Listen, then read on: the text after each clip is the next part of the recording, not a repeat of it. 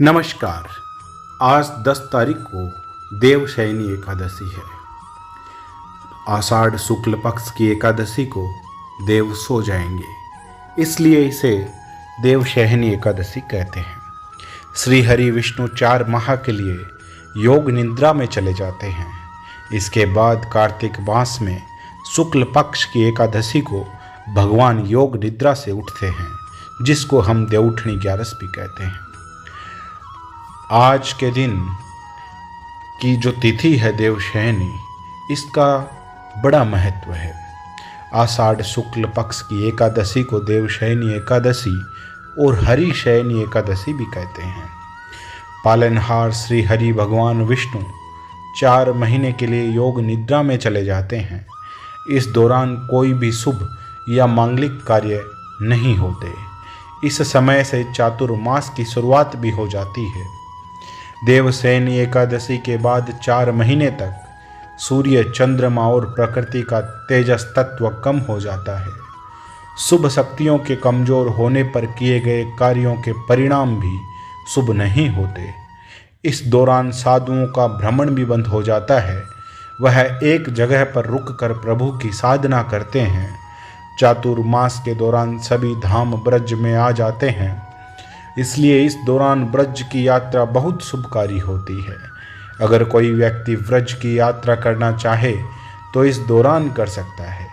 देवशयनी एकादशी व्रत करने और इस दिन भगवान श्री हरि की विधिवत पूजन से सभी प्रकार के पापों का नाश हो जाता है। सारी परेशानियां खत्म हो जाती है, मन शुद्ध होता है, सभी विकार दूर हो जाते हैं, दुर्घटनाओं के योग टल जाते हैं। देवशयनी एकादशी के बाद शरीर और मन तक नवीन हो जाता है। इस पावन दिन व्रत रखने से सभी तरह के पापों से मुक्ति भी मिल जाती है और इस व्रत को करने से व्यक्ति की सभी मनोकामनाएं पूरी हो जाती है। एकादशी का व्रत रखने से मृत्यु के बाद मोक्ष की प्राप्ति होती है और मरने वाला व्यक्ति वैकुंठ धाम में चला जाता है। एकादशी के दिन ये 5 उपाय हैं जो हर व्यक्ति को संभव हो तो करना चाहिए। पहला उपाय है कि दक्षिणावर्ती शंख में जल भरकर उससे भगवान विष्णु का अभिषेक करना चाहिए। इससे माँ लक्ष्मी की कृपा बनी रहती है। घर में आने वाले संकट भी दूर होते हैं। दूसरा उपाय है भगवान विष्णु को शयन करवाने से पूर्व खीर और पीले फल और पीले रंग की मिठाइयों का भोग लगाना चाहिए।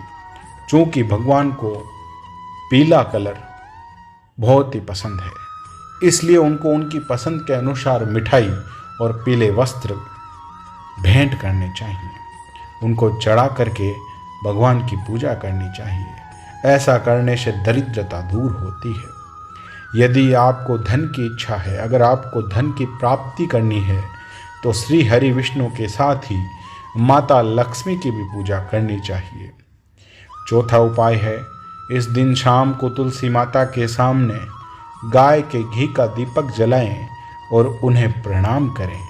ध्यान रखें कि माता तुलसी को जल अर्पित आज नहीं करना है। ऐसा करने से घर में सुख समृद्धि बनी रहती है। रोग भी दूर होते हैं, व्याधि भी कट जाती है और कष्टों का भी निवारण हो जाता है। 5वां उपाय है पीपल में श्री विष्णु भगवान का वास होता है, इसलिए पीपल में जल अर्पित करना चाहिए और साथ ही पीपल में देसी गाय के घी से दीपक जला करके, दीपक प्रज्वलित करके पीपल में आज दीपक लगा देना चाहिए। ऐसा करने से भी लक्ष्मी जी की प्राप्ति होती है और सुख समृद्धि आपके घर में निरंतर बनी रहती है। धन्यवाद।